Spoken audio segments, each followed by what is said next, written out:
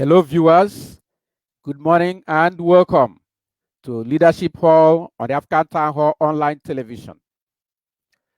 Leadership Hall program is created with the main objective to prepare the rising generations for leadership in politics, religion, civil society, and entrepreneurship through personal development and personal empowerment so they can bring about the African Renaissance.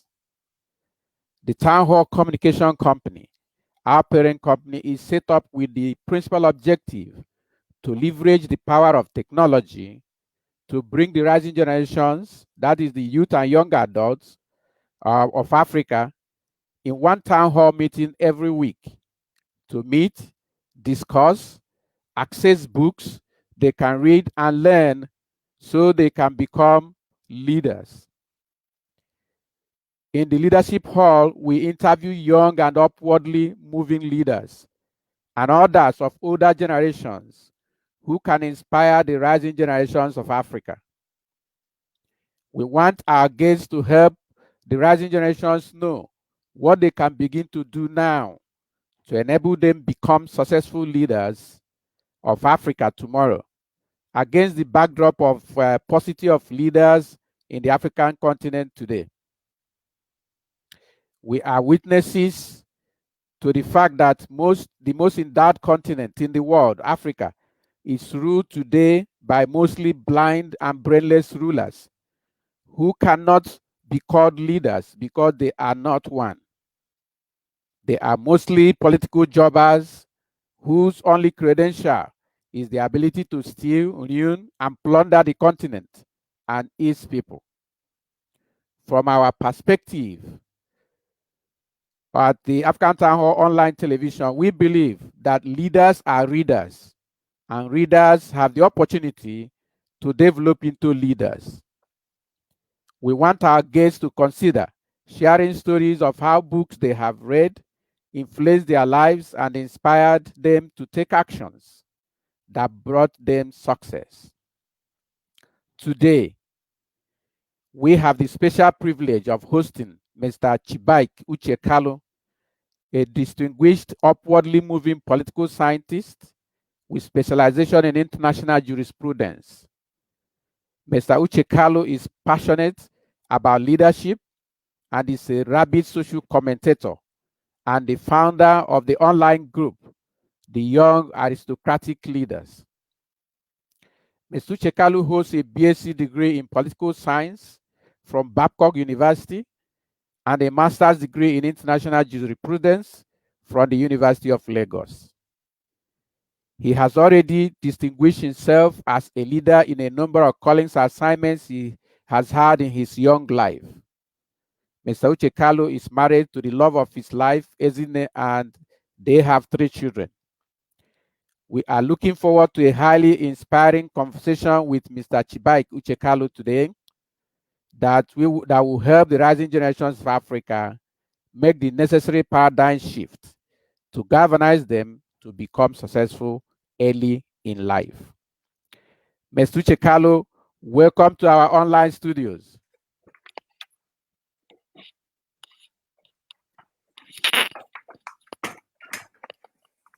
Mr. Uche Kalu, welcome to our online studios. Yeah, good morning. Thank you very much. And thanks for having me on this program.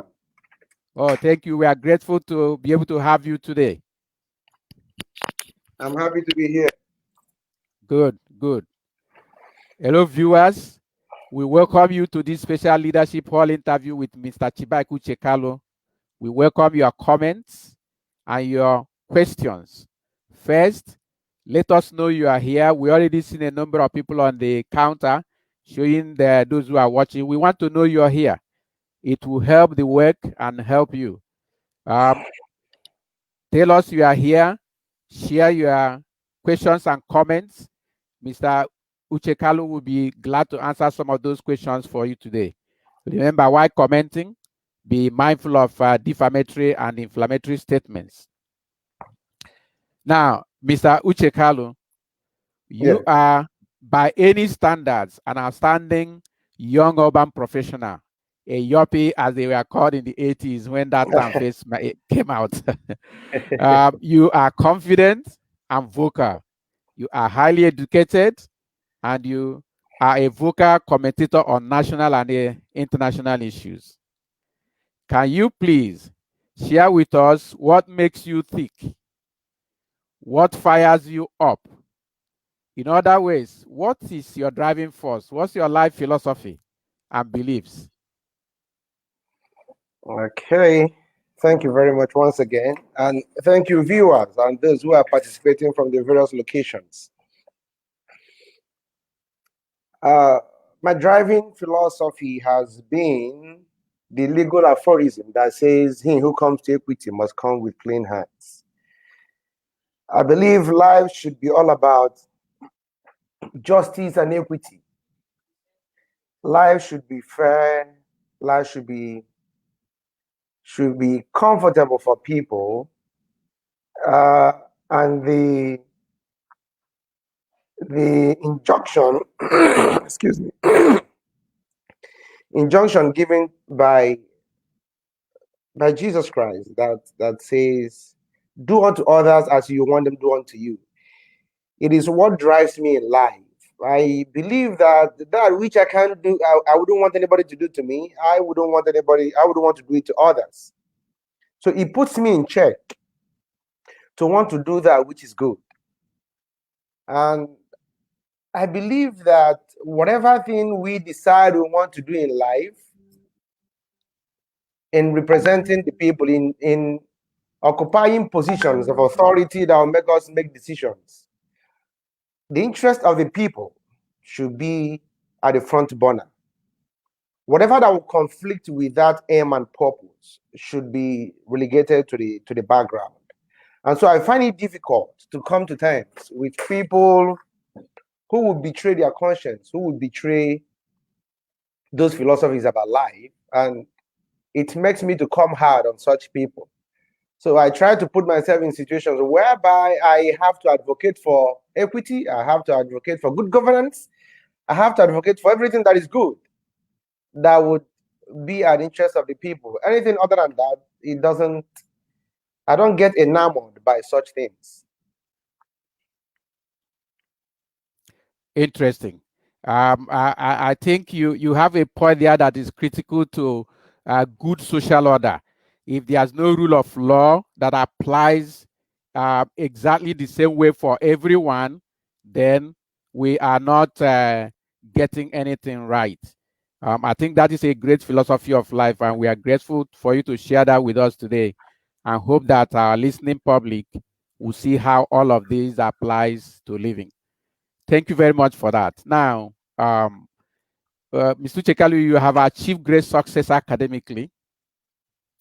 You are married, have children, you are advancing in the corporate ladder. Has life always been a bed of roses for you? What is your story? Describe your hustle and the mindset or outlook in life that helped you stay focused. Okay. Let me state unequivocally here that life has never been a bed of roses. I grew up, I had a humble beginning, and growing up was not that easy. We had a whole lot of struggles, and we never knew what life would pan out for us. And the good thing was that I came from a family that was focused, that was academically oriented, and so that couldn't be taken away from me. So the tenacity to get quality education came from the family, and I had challenges academically. I had ups and downs. There were times I failed exams, and that was troubling and that was discouraging. And I quickly realized in life that failure does not define any person, but failure is simply the opportunity to become more intelligent. Because when you fail, you stand up and learn, and never to make those mistakes again, and never to fail again. And so those were the defining moments of my life when I had challenges academically. And I had friends and I had classmates who finished from university 5, 6 years ahead of me, and it became troubling. It was worrisome, but I had to say, pick up the pieces and move on. And said, well, it doesn't matter when I finish from university. What matters is how well I do in life.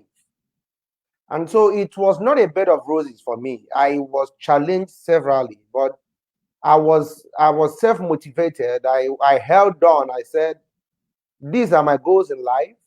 Whatever comes, I have to be tenacious enough to remain focused so that I can get to where I want to be. And graciously, I will say that gradually I'm getting to where I want to be. Even though I haven't gotten there yet, but I'm on the move. I am work in progress. But it was full of ups and downs. There were turns on the road which I was able to surmount and get to where I am today. Interesting. I think you said something there that each person who is trying to find a place in life today need to be pay attention to. Be self-motivated. Once you're already alive on this earth, my own philosophy is once you are here, you are here. And you Sure. cannot get out of this place alive. The best thing is to do everything you can to leave a mark on the sand of time. And Yeah. the philosophy that has guided you, where you are coming from, and the decisions you took along the way are those um, imprints that people need to leave in the sand of time. Thank you very much. Well, viewers, this is still Leadership Hall on African Town Hall Online Television. The African Town Hall Online Television is a program of the Town Hall Communication Company Limited. We invite you to visit our website, www.theafricantownhall.com, and to sign up for our e-newsletter and browse through our other programs to see how we can use our expertise to bring your company and businesses and activities to the limelight. Thank you. Mr. Chekalo, here Yes. is this question is central to what we are doing in African Town Hall online television and all the other programs such as Project 30 Before 30, the African Town Hall ebook club that we have. And we want to know the place of books in your life. So the question is, which books and also which heroes and heroines have inspired your life? What advice do you have for the younger generations or even your peers who may still be struggling to stand up on their feet? You know, you're already marching forward. It's not that you have achieved what you want, but you're marching forward. So, Yeah. which books, which heroes, heroines, and what can you tell your peers and especially the rising generation to be able to find their feet in the sand of time? Okay. Talking about books, uh, my work most times don't really give me time to read, but I have read quite a number of books, few books that are quite interesting that I hold so dear to my heart. I will mention a few. I have read this book, The Clash of Civilizations, by S.P. Hortington. You know, that book came after at the end of the Cold War, before the Cold War ended in 1989 90, at the collapse of the former Soviet Union. And that Cold War lasted from 1945, at the end of the Second World War, till 1989 90. And so when that Cold War ended, S.P. Huntington came up with a book, The Clash of Civilization, that even though the superpowers, one has gone down, there's going to be a clash of civilization, civilizational clash. And it's an interesting book, and I love that book. I have also read 3 books by this American professor. I'm trying to remember his name. He wrote the name of the book is Manufacturing Consent, the Political Economy of Mass Media. He wrote another book which I've read, The Rogue State, How the World Works. I've also read the one that I love so much that I read that it touched me so hard is Why Nations Fail by Robbins and Esmoglu. That book, it took them 15 good years to write. And they make mention of places in Nigeria And they Wow. gave reasons why nations have failed and why they are still failing, and what should be done for them to overcome the failure. And they quite elucidated that the reason why nations fail is as a result of the extractive political and economic system which nations operate, more especially the third world countries. And after perusing that book, my head was almost exploding, and I felt like contesting for the office of the president of the country, so that I can call members of the National Assembly, and I can call members of the Executive Council, and then tell them we need to read this book. That after reading it, we will know the source of our problem and how to get out of it. That was my feeling after I read that book. I feel it is a book that any political leader who has that genuine interest to turn a country, to turn away from the vicious circle to the virtuous circle, must read. And in fact, I had to recommend that book to one of the political advisor to a state governor, one of the state governors in Nigeria. And I sent it to him. I said, please read this book and then get your governor to read this book if something must change. I've also read some other books like Thinking About the Unthinkable.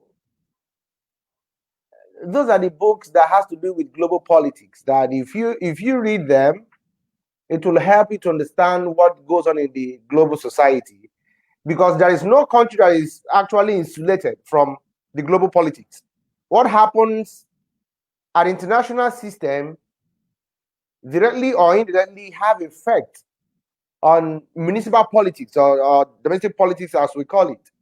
So we need to be players on the global system. And for you to be a successful player on the global system, you must understand, you must have a psychological appraisal and understanding of what is going on. If not, you can't be a successful person. And there is no leader who is intellectually indolent that will be able to lead a country successfully. Any successful leader must be a voracious reader. You must know how to read and understand what happens in the society that we live in, and know how to maneuver when you find yourself in such situation. In that way, one can be enlightened to know how to lead a country. Those are some of the books I have read, which I cannot remember all of them unless I begin to go to my library and begin to look at them. And then talking about heroes, I would love to say that part of those that I look at as my heroes are early Nigerian nationalists, the people of the likes of late Dr. Nnamdi Azikiwe, Chief Obafemi Awolowo, and some northern leaders as well. They were tenacious in challenging the status quo, and what played a role in helped them to play the role they played was exposure to the kind of books they read, exposure to the Western education, because they noticed that the Occidental cultures which they met and saw over there was quite different from what was going on here. The system they had that was working for them was quite different. They came to Africa and established a pseudo system that will never work for us. It became, the system they established was a predatory system that legitimized their exploitation. And so the early nationalists rose up and challenged the system and said, no, we cannot be setting up a Manichaean system that works for the whites and then it won't work for the natives. And so they challenged it. And that is what I urge the youth of our time. Unfortunately, that exploitative system, which was established by the colonialists, we also have it within ourselves in our localities. I once made a post about 2-3 years ago. I said the post was how to dethrone the indigenous political hawks, and I said, how prepared are the youths? I made that post about 2 years ago. We have indigenous colonial hawks fleecing the commonwealth of the people. The question is, how prepared are the youths to replicate, to reincarnate that which the nationalists do, to challenge the status quo, to challenge the present status quo of the predatory system by our own people? So I take a cue from those foremost nationalists whom I see as my hero. I would love to do. I look up to them. I wouldn't want the levels of our heroes past to be in vain. I wish to reincarnate it and keep challenging the status quo in whichever way I can. Either through my writing, I have decided to be an activist through my writing, and people can read and listen and know my kind of person. And so that is what I want to inspire the youth of our day to also begin to do, and not to be complacent or politically docile. Profound, profound. I think this one also almost needs no rehearsal because it stands out clear. What we are facing in this country today is exactly the same thing those who fought for the liberation of Nigeria and other African countries after they saw what the colonists were doing. I think, like you said, the rising generation really need to hear these things and rise up and do what they must do. Thank you. This is profound, and I'm so touched at how far you have gone. And I don't think that statement is very correct when you said you have read only a few books. I mean, what you describe now is a lot of books. And also, it is not just a passing reading. You were studying these books Yeah, sure, because, I will. one, they had impact on you. Sure. Secondly, they have set you up on a cause that is now your passion, the passion of your life, and the hustle you want to bring to the system of living in your time. This is perfectly in order. And I look forward to many of our rising generation people being able to do something about these things. Okay. Now, Mr. Chekalo, on the 9th of October 2020, we found the following post on your Facebook page in the quote, in the contemporary world where modern nations are proliferating their very best young minds as global leaders, Nigeria is opprobriously and pathologically churning out anachronistic and colonial antiquities as her best.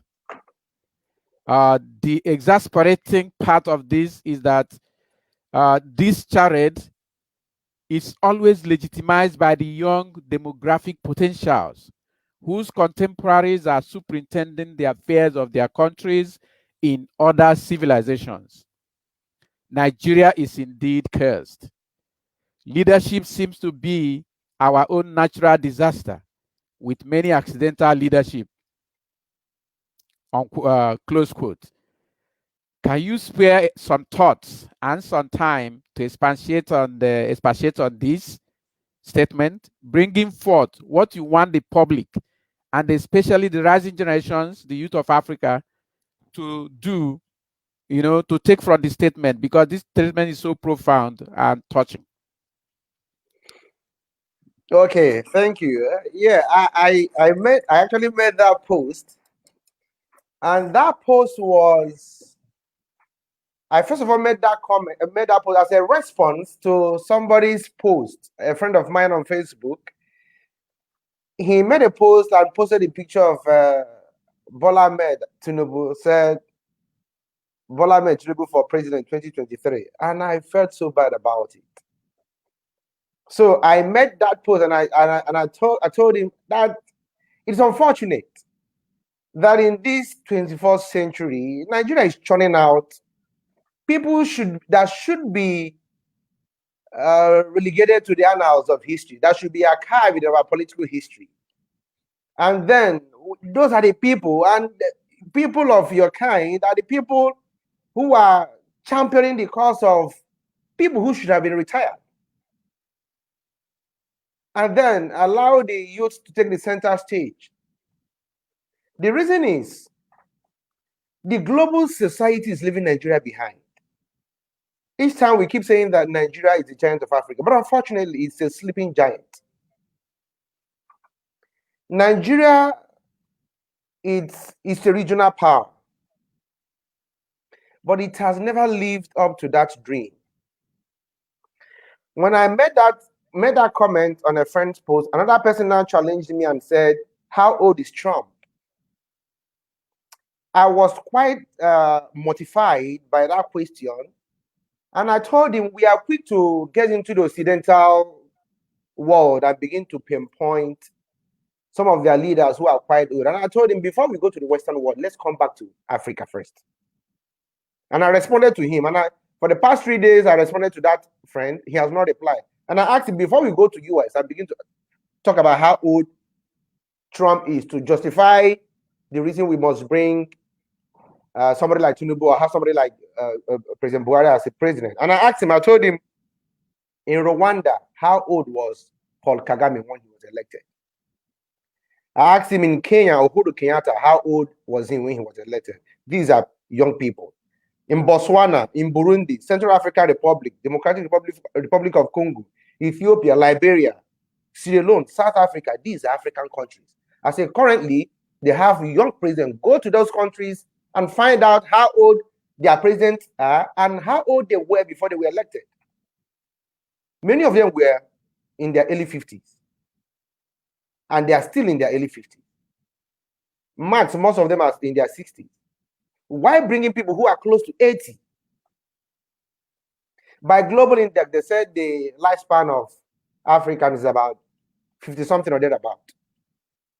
So statistically, if you minus 50-something years from the age of this, somebody like Tinubu, somebody like Buhari, it means we have people who are already there as our leaders.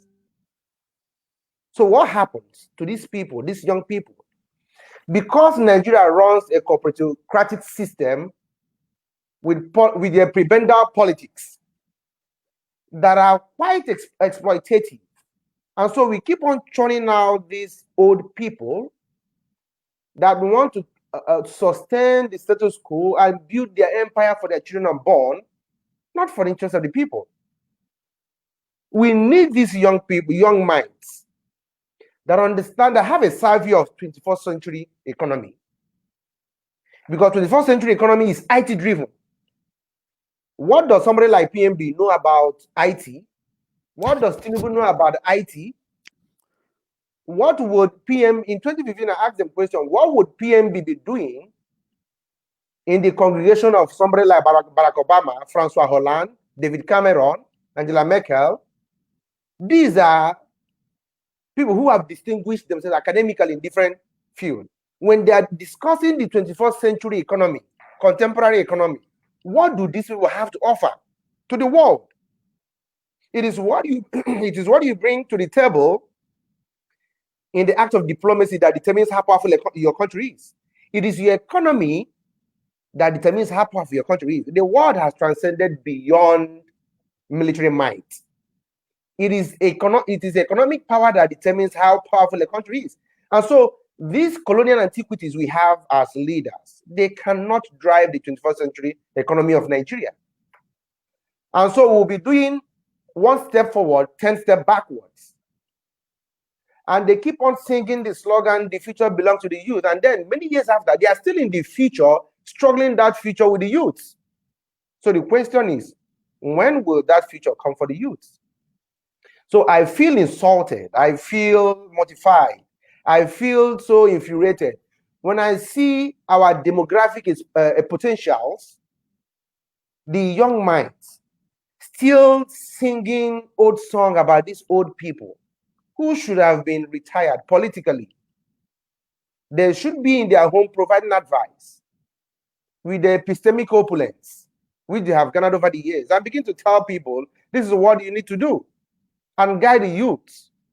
I feel our foremost nationalists, they will be rolling in their graves when they see what Nigeria has become today, but because this is certainly not the labels they put out there those days. I feel that the labels of our heroes past have been in vain by the actions of these political hawks. They are political profiteers. That is what I call them. And so they have no place. I once made a post too that any political leader, by the virtue of their age, have outlived our future is no longer a leader, that the person has nothing to offer. Because of what we are dealing with in the 21st century, contemporary world, this jet age, many of them are at limbo about what we are talking about. And so there is no way they can provide the kind of quality leadership we have. And so I feel that Nigeria is a core state. Because I don't understand, it beats my imagination how people with sound education, many of them who have traversed the length and breadth of this world, will come back and see the other civilizations, how well that they will come back and begin to campaign for people who should be in our political museums. So it's time we relegate these people. It's time the youth begin to interrogate our leaders and tell them, please, let's. And some of the challenge I see that is happening now is, if you read this book by Robert Greene, For the 8 Laws of Power, they are playing politics of subjugation. Robert Greene was very clear about it. Subjugate the people in order to keep them perpetually subservient to authorities. And they are subjugating the people because of our impoverished state. They have weaponized poverty and hunger. They feel that it's through poverty and hunger that you can use and subjugate the people. And so they have weaponized it. They are playing politics of hunger. They know what the people want. Their stomach is empty. And so they come every 4 years, they give a bag of rice and all that. They are weaponizing poverty. They are weaponizing hunger. And so the people will always fall for it. So I want the people to stand up and tell them, we don't want this. I have a friend that was discussing this last year. He said in 2019 election, that somebody called him, an APC member called him on phone and said, vote for Sanwo-Olu, that will give you 10,000 naira. And then he told the person on phone that the only thing I have not achieved in Lagos is to own a house of my own. If Sanwo-Olu can build a house for me in Lagos, then I will vote for Sanwo-Olu. That he has conquered hunger. That 10,000 naira is not his problem. That if they give him 10,000 naira, he will use it to recharge his phone. And that is economic power. He is talking because he has the economic power to talk. So he can make independent and informed decision. And that is what the youth of our country need to be doing. And so the leaders, they've impoverished the people. They've made us impecunious that we can't even have a voice. Our voices have been embezzled through poverty. And so if you tell somebody, I will give you 10,000 and the person jumps at it and begins to vote away his future. And so somebody at my level, I have conquered poverty to an extent. Nobody can come and tell me, I'll give you 10 or 50,000 naira, vote for me in the next 4 years. And I'll tell the person, you can buy that vote. If you want to buy my vote, let's quantify it in figures. Let's put another sign on it. What my vote was for each day times 30 days times 1 year and then times 4 years. If you can pay me that, I will know that is my future and buy it. But unfortunately, many youths cannot do it. And it infuriates me. It drives me crazy that hunger and poverty is being weaponized in Nigeria. And I don't know how long this can continue. But many of us will continue to lend our voice and criticize those that need to be criticized so that people will have their eyes open. I am overwhelmed by the wealth of your grasp with the political system, the challenges that Nigeria faces, and what can be done to change them. I think people like you should be the voices that need to be going out. And this is why the Town Hall Communication Company created the Project 30 Before 30 International to give voice to the rising generations of Africa so they can change the narrative that we have right now, the ugly narrative that we have in Africa. This is profound, and I think your voice needs to be heard even far beyond where we are right now. And I'll take it upon myself to see that the rising generations of Africa will hear you, and they say will catch fire from the fire that is coming out of your system, which is so important for Africa. You know, those who are talking need to think about countries like Finland, Denmark, Australia.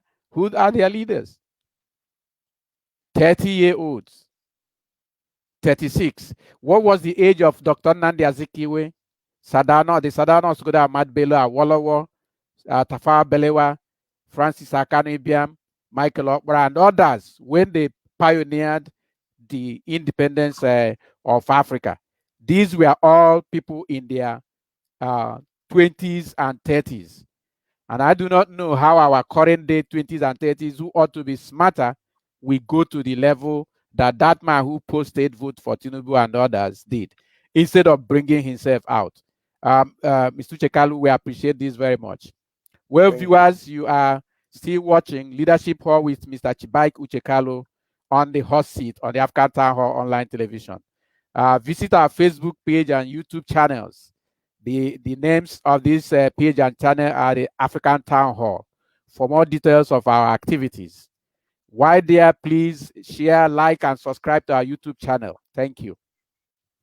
Mr. Uche Kalu, a Yes. few days ago, for the first time since the current draconian rule in Nigeria, the youth of Nigeria rose up spontaneously from across the country and protested the unlawful killing, extortion, and detention of young people of the southeast, southwest, and south-south geographical zones of the country by the Special Anti-Robbery Squad, which comedians have since titled Special Anti-Robbery Squad, and demanded for the disbandment of the agency, which we hear has been done.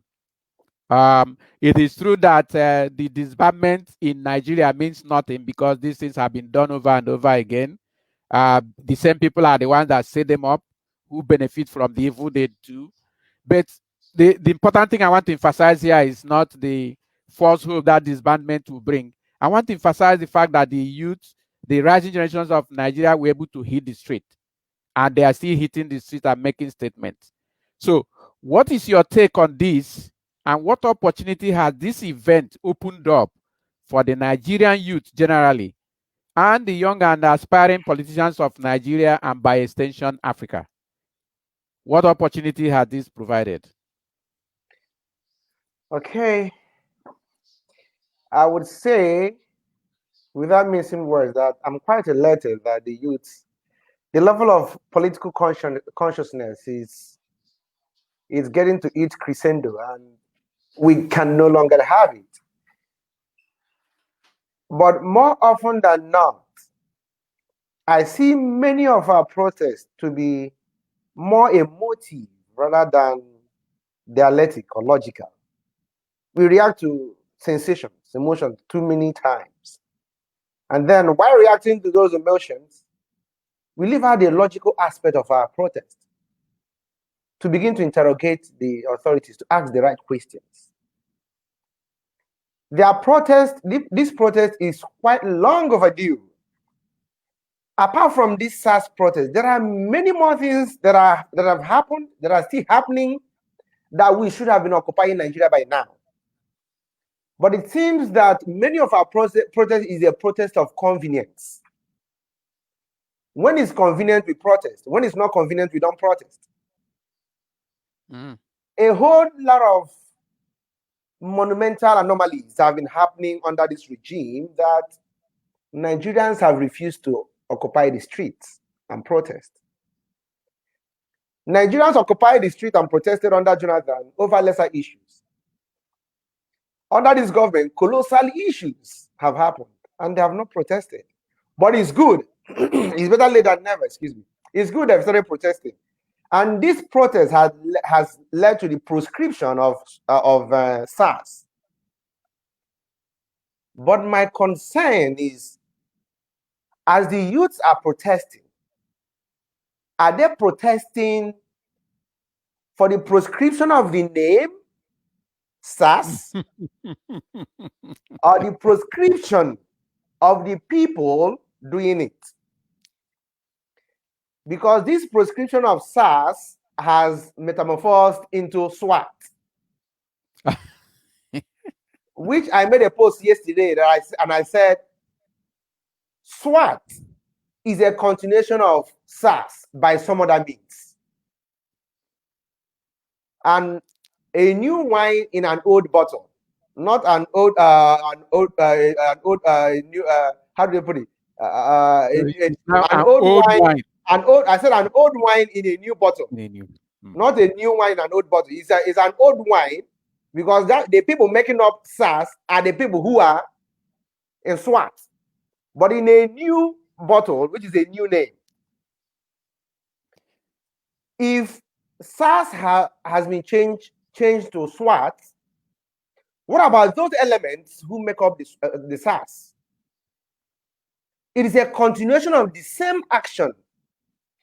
It's a continuation of the flagrant violation of the fundamental human rights of Nigerian citizens in a new name, SWAT.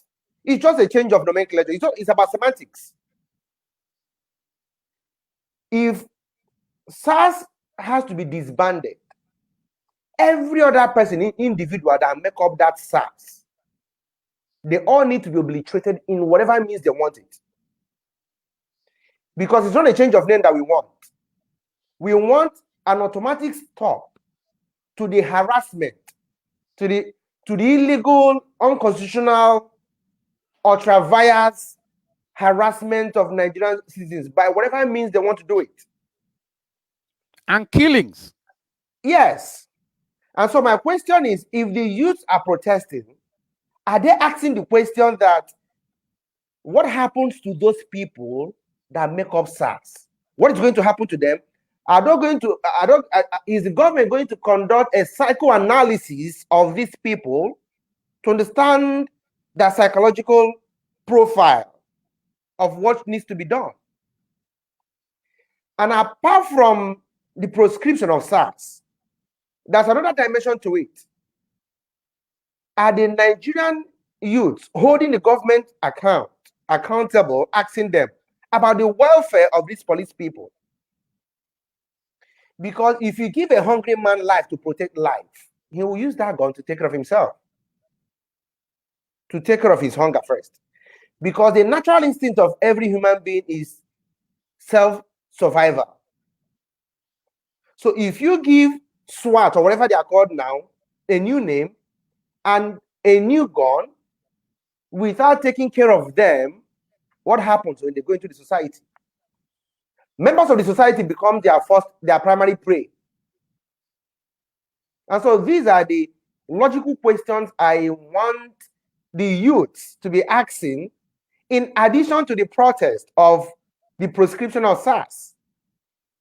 It is a welcome development, but I will appreciate if the youths should to make this protest to transcend beyond end SARS, to say end misgovernance and electoral malpractices.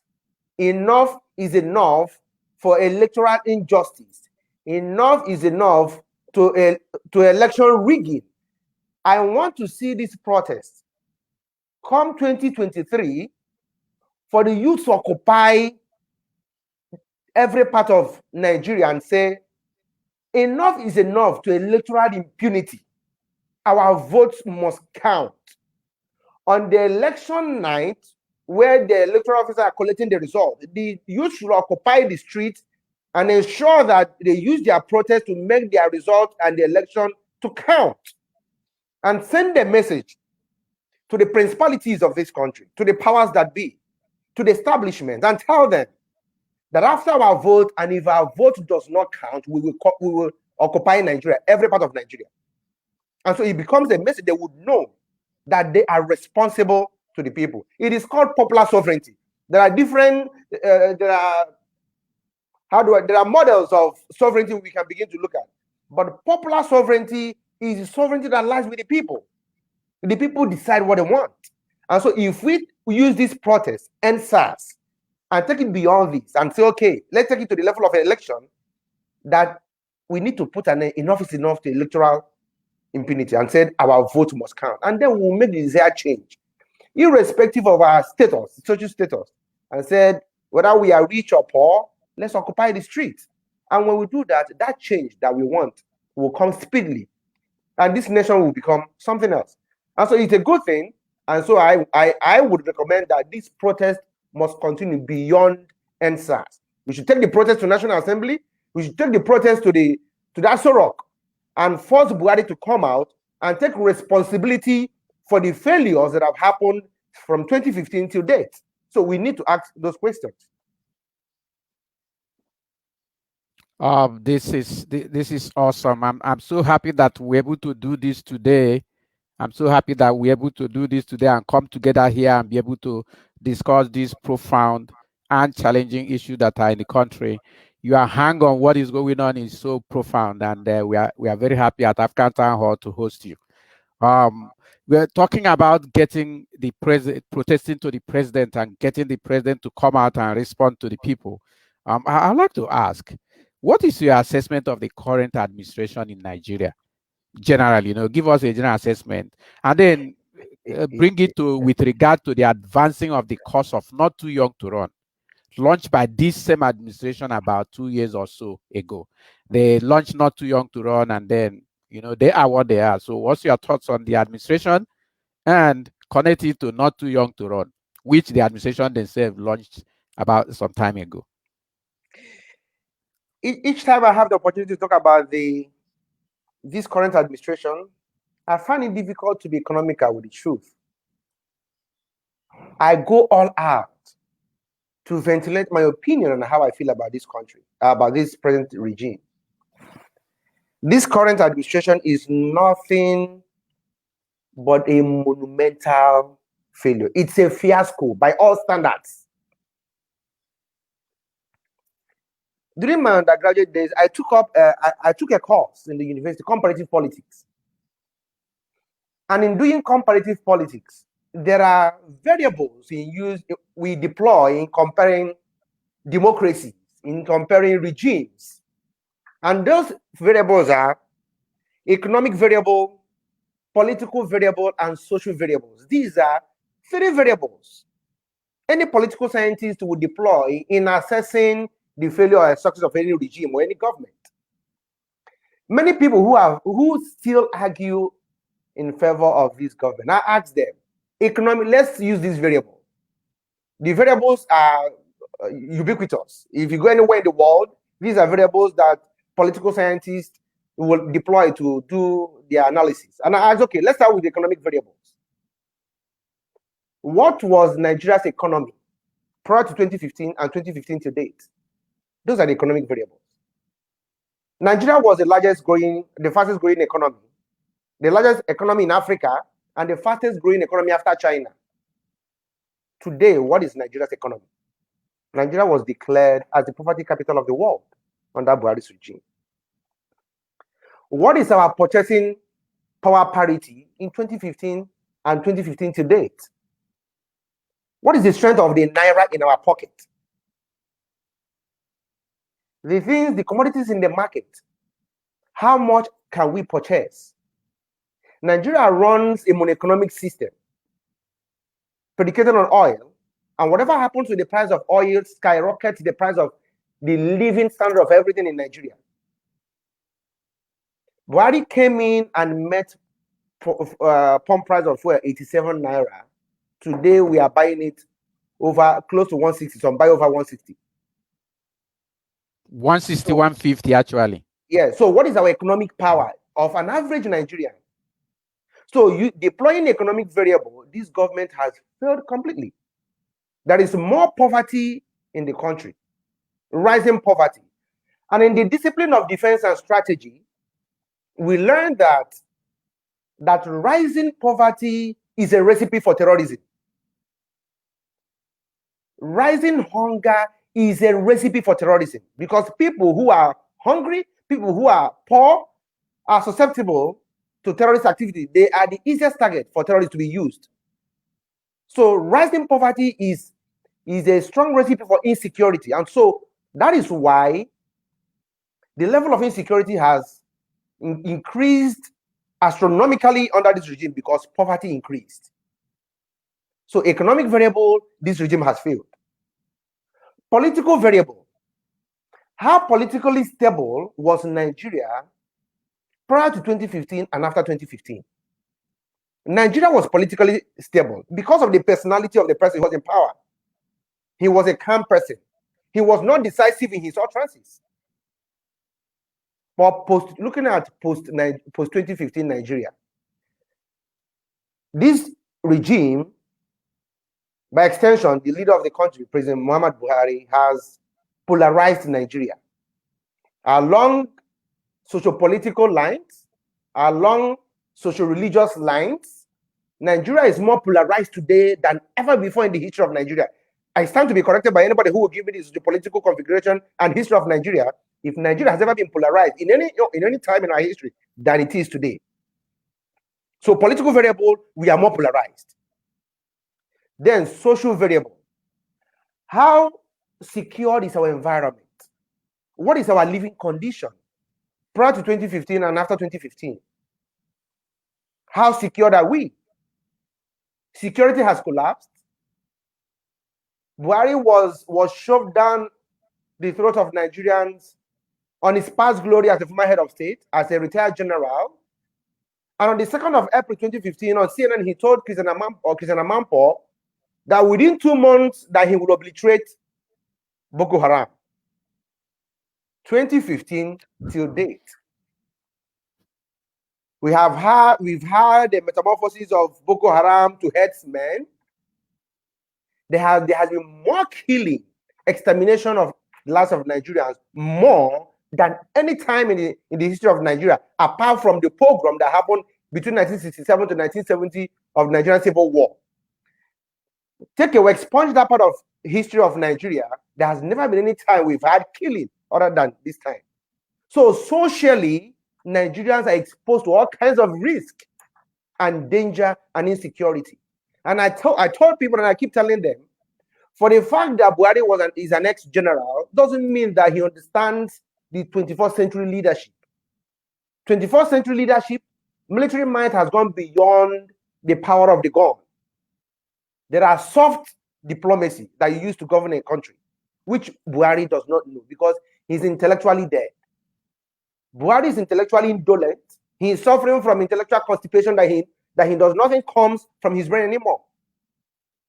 Buhari is a clear case of the hood does not make the monk.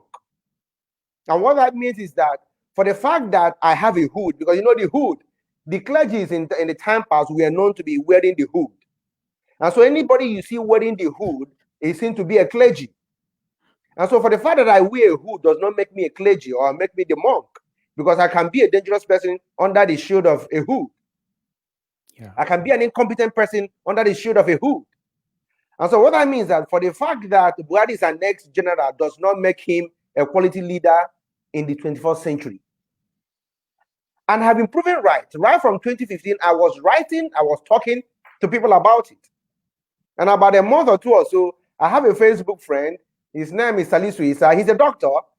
He made a post and said that he regrets for supporting Buhari, that people like Chibyke and one other person that he mentioned, that we were tenacious in writing that Buhari would be a colossal failure, and that we have been proven right, that we never changed our stance, and our stance have been proven. Because as one who holds a degree in political science and international law, I am trained to make analysis, informed analysis, taking cognizance of certain variables, and I will make predictions, and those extrapolations are quite valid. And my extrapolations about this government in five years ago, they have all come to pass. So Buhari his political optics are there. He has parochial leadership style. He has legitimized nepotism. He has legitimized parochialism in our system. And so nothing is working. Everybody is exposed to all kinds of insecurity, all kinds of maladministration that it is unprecedented in the history of Nigeria. And so this administration, by all intents and purposes, is a colossal failure. It's a fiasco. It has not served. In fact, this administration is a betrayal of everything that is just and right. This administration is repugnant to natural justice, equity, and good governance. So on a scale of 1 to 10, I give this administration 0. If you ask me, I would say the next protest should be Buhari must go. He has failed Nigeria. He has failed Africa. Like I posited earlier, Nigeria is a regional power. Many countries look up to Nigeria. If anything happens to Nigeria today, Africa will be in trouble. Nigeria has the largest population in Africa. So if anything happens to Nigeria and you begin to have internally displaced persons everywhere, begin to have refugees all over Africa, African countries would suffer. So it is in best interest of Nigeria not to fail Africa. Africa is our motherland. So if Nigeria fails, which it has, then it has failed Africa. So for me, the next protest should be Buhari should go. Buhari is, for me, I describe him as a colonial antiquity that should be archived in our political museums, where we have all our political archive, where we have our political antiquities, where we kept our colonial masters. We should keep Buhari there. Anybody that is a contemporary of Buhari by age, people like Tinubu and all that, they should be archived and relegated. They have nothing to offer to the 21st century Nigeria. We have a vibrant demography that should be explored and take this country where it should be. I like the point you made about us having a vibrant demography, because I think this was the European Union said that the votes, that is the registered voters in Nigeria, those whose age are within the what we call political youth, is actually 60% of the registered voters in Nigeria. And it behoves, it worries people like me how that number cannot do anything to help change the narrative we have currently in Africa. Now, I wanted you also to talk about the not too young to run. Is that a farce? Is it just a cosmetic exercise? Or did you see any imprint, at least, let's say 2019 elections, was the too young to run at least evidence in the present government political party, the APC, in the candidates they fielded and those that won elections for them? That law, the legislator not too young to run, is just a surface dressing. It is just to douse the tension. Okay, let's give them what they want. How do you legislate a law not too young to run, that the youth between 35 years and above can run for the office of the president? And yet, the political parties are selling their forms for governorship candidates, for presidential candidates in millions. Now, the question is, how many youths that are very young have such millions in their account? You give me something with one hand and you use the other hand and take it away from me. So how do you expect me to come out and run? Politics in Nigeria is money bag. You can't run contest for any post in Nigeria if you don't have a deep pocket. If they are true to their word that not too young to run is a law that has come to stay, let them also legislate that picking of presidential forms, governorship forms, and another position for the youth is free. Then we would know that they are true to the law which they made not too young to run. And so that is political hypocrisy. When you come and say, oh, not too young to run, and yet the parties are using money bags to buy forms. How many youths are employed? Those who are employed are underemployed. They are not paid the remuneration that can even take them to the half of the month. Is it the youth of my time that have 10 million naira to go and buy a form? If I use 10, 20 million naira to buy a form for a governorship ticket, for a presidential ticket, which resources will I now use to fund the campaign? And so that gives room for godfatherism. Those who will bankroll you to contest. And so when they bankroll you to contest, they become those who dictate the tune. They become the piper. They say, okay, those who pays the piper dictate the tune. And so when they pay you, bankroll your election, and when you get in there, you become a figurehead. They begin to dictate the tone and tenor to which your government must follow.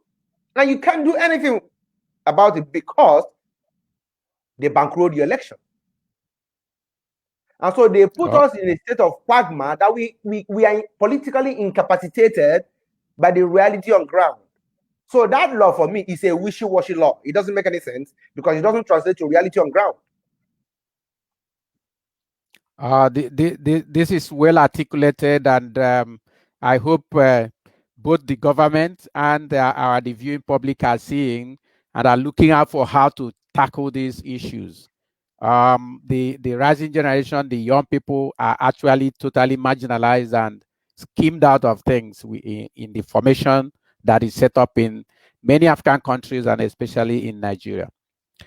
Viewers, would like to share some information with you. Project 30 Before 30 International is a program created by the Town Hall Communication Company as a vehicle for providing coaching and mentoring to the rising generations of Africa to help them learn personal development, personal empowerment through entrepreneurship and leadership training, so they would have the power to midwife the African Renaissance.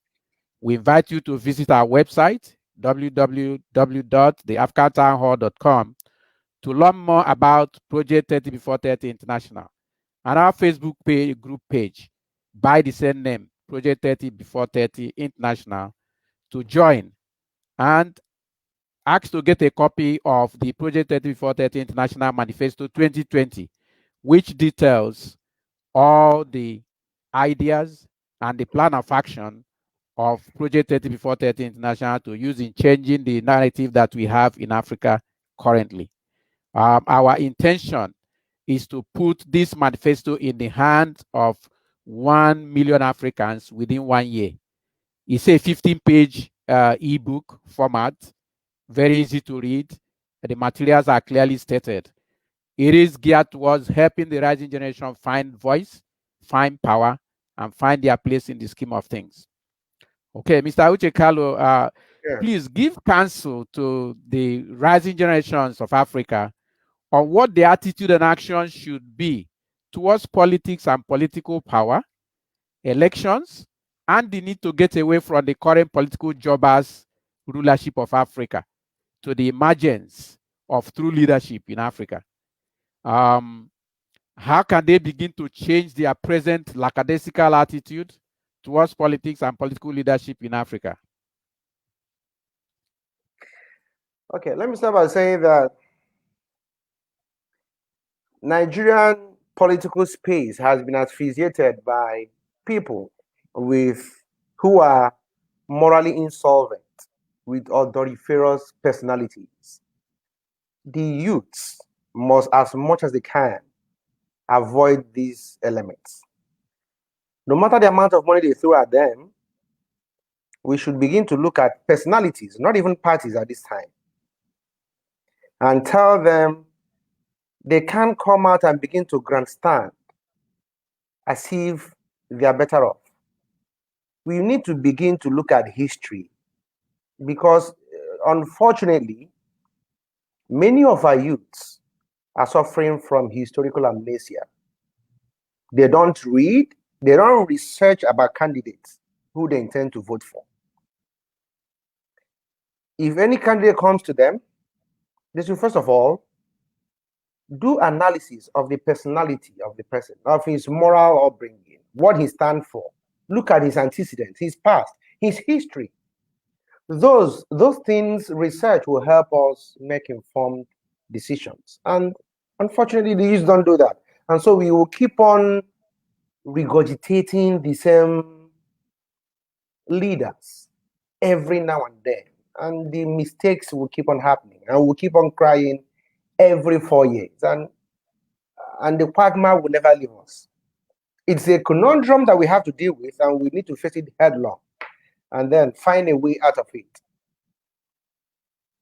The youths at this time, they need to be conscious. The time for political docility is gone, because freedom is not given on a platter. We must ask for it, we must fight for it, we must struggle for it, and put away these people from the political space and take our seat where it should be, and then drive the change. Because we, the people, we are the driver, we are the vanguard of change. And if we, for any reason, abnegate this responsibility to the older generation, they will run it the way they want. And we don't have any reason to complain. And so that is my counsel to the youths. And then the other part of your question, I can't seem to remember it. Okay, how can they begin to change their present lackadaisical attitude towards politics and political leadership in Africa?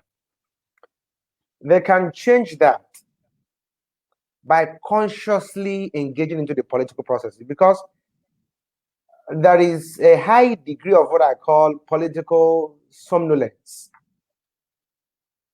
Its political apathy is too much. We decide to stay away. Oh, my vote will not count. Oh, it's like it doesn't matter what happens.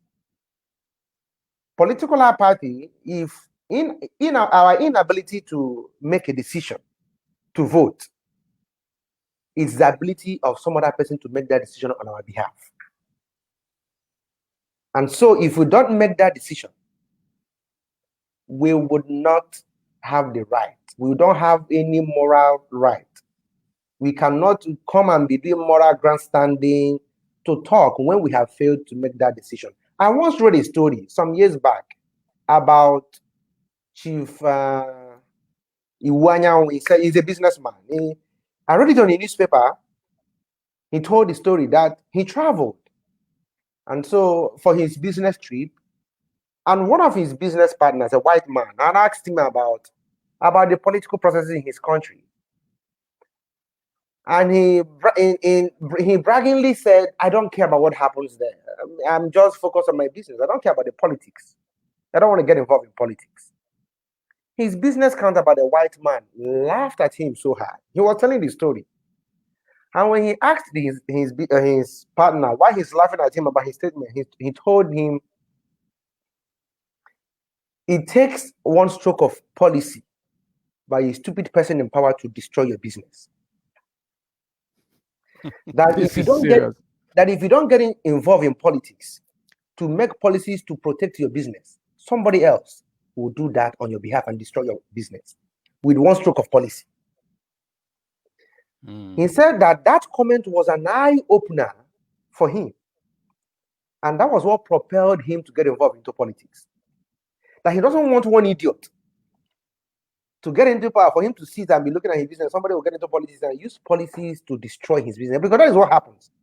You can destroy a man's business by using one policy, one economic policy. He will go down overnight. And so I tell the youths, the time for sitting on the fence is gone, because one policy, one stupid person in power will destroy our lives. It is one policy that they use and increased fuel price. All of us are paying the price. It is one policy that one person used to increase electricity tariff. All of us are paying the price. It is one policy that one person made and is appointing people who are less qualified, and all of us are paying the price. One policy, our future will be destroyed.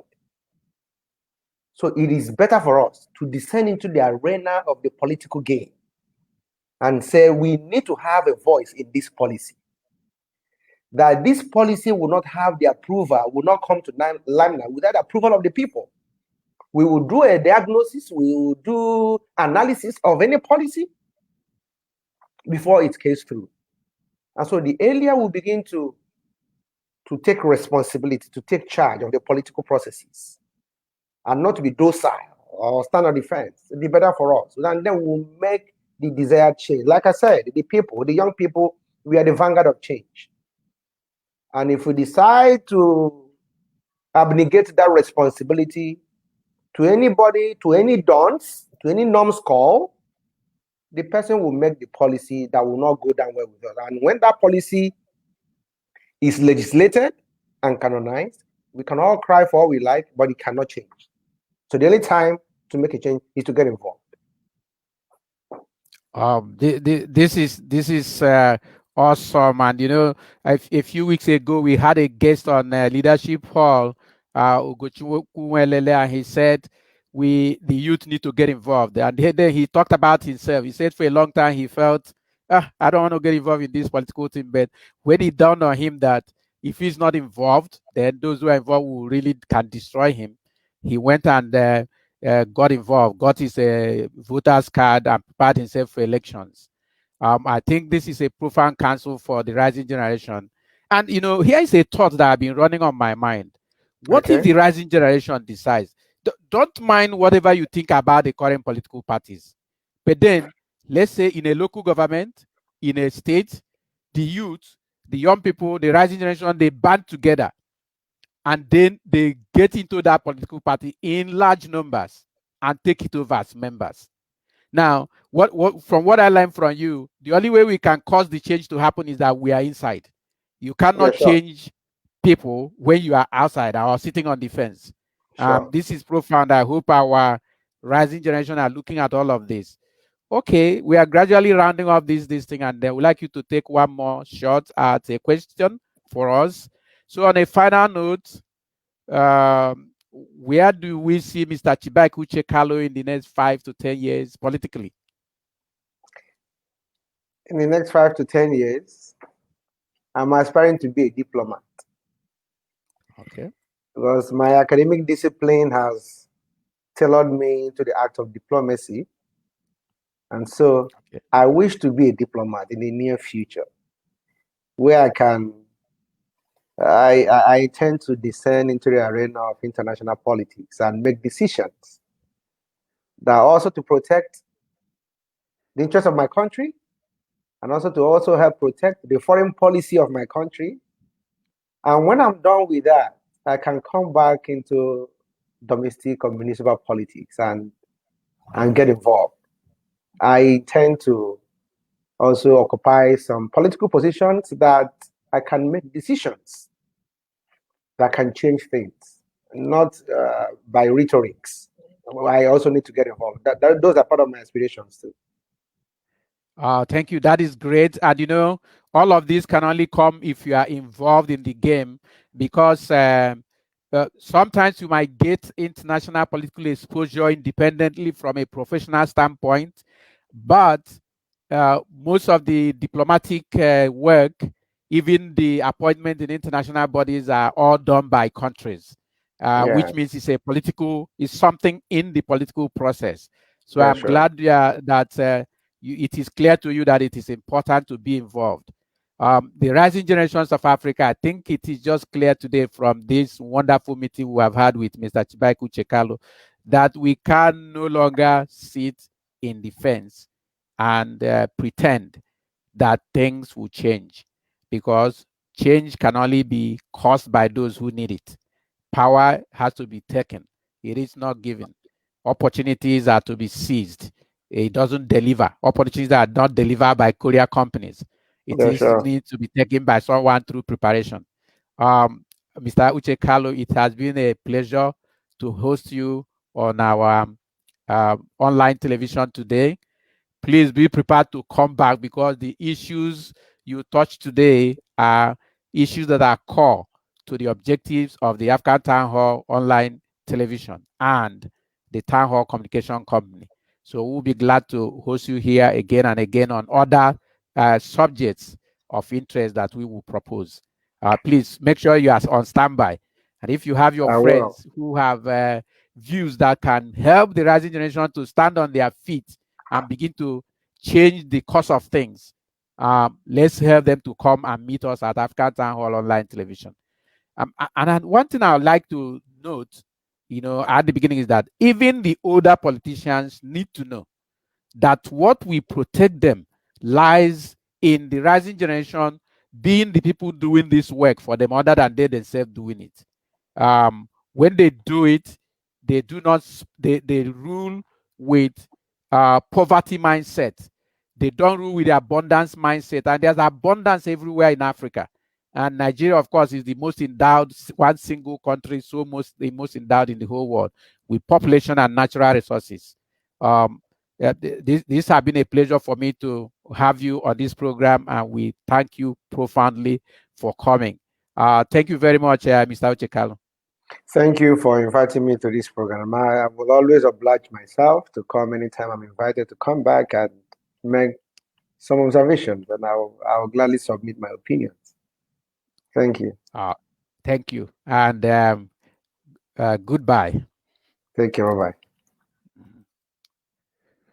Well, Africa, this is one of your own. He has given a profound message. I just hope we will heed all that wonderful things he has shared today that will help save this continent from where we are right now.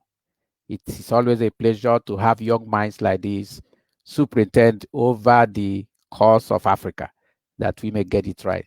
Thank you and goodbye.